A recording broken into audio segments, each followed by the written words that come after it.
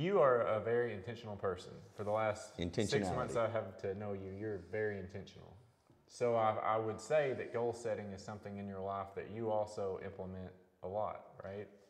Not at New Year's. I'm not a New Year's resolution person. Okay. But yes, constant. So tell me first, why do you think it's important to set specific goals, and how would a person even start to do that?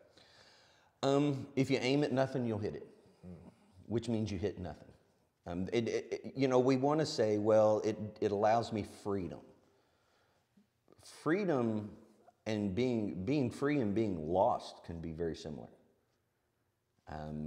So we have to kind of allow ourselves to have a target, not just so that we're going somewhere, but so that we have an honest measuring stick of who we are. It's one thing to say, I'm strong.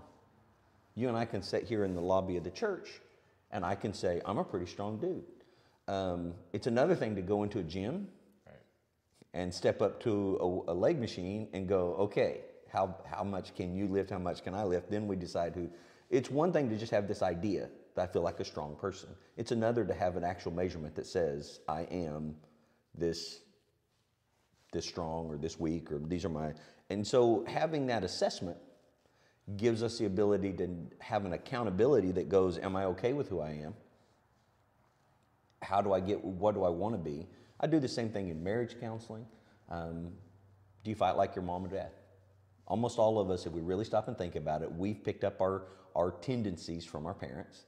And so you say, when you have a disagreement with the people around you, are you more like your mother or your father in a dispute? Well, that's an assessment. Then the question is that good?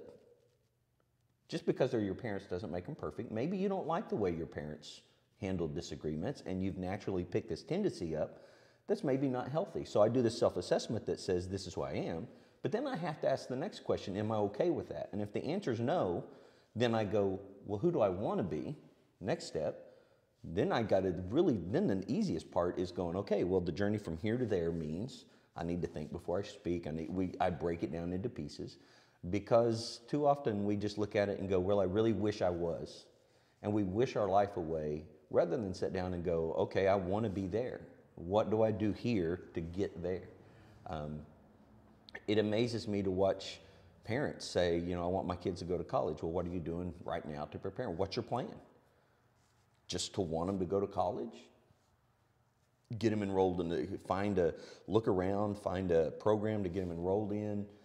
Oklahoma has an initiative that you start your children in 6th, 7th, or 8th grade. And as long as they maintain a certain grade point average and their parents are within a certain income bracket and they don't get in legal trouble, they get a 4-year scholarship when they graduate. But you have to start them in. You can't enroll them in it after 8th grade. You can't come in their senior year and go, oh, they qualify for that. Let's put them in it. You've got to look at it early.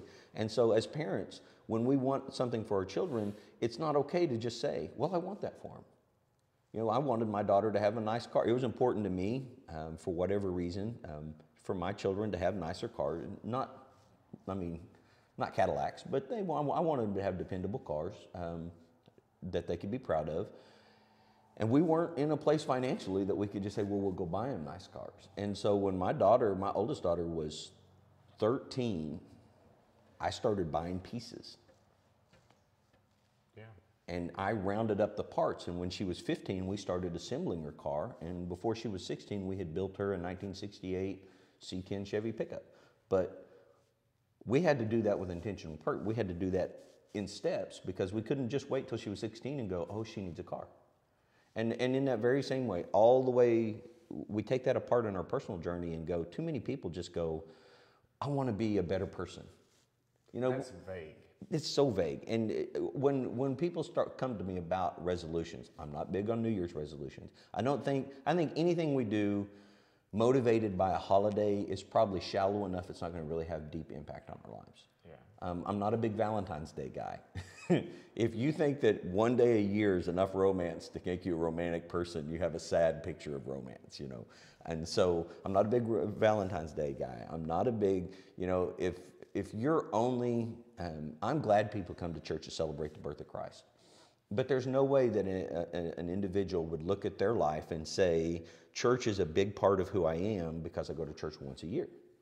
And we have to invest more in things than that. And so if they're going to have an impact on our lives. And so when we make resolutions at New Year's, if it's the only time that we sit down and say, oh, I'm going to set a goal for myself, odds are pretty high that we're not going to keep those goals.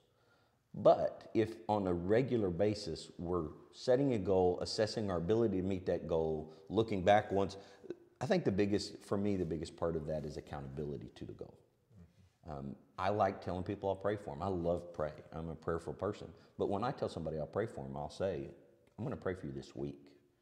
And then in 7 days, I call that person and say, I told you last Monday I'd be praying for you this week. I've been praying for you every day. How are you doing?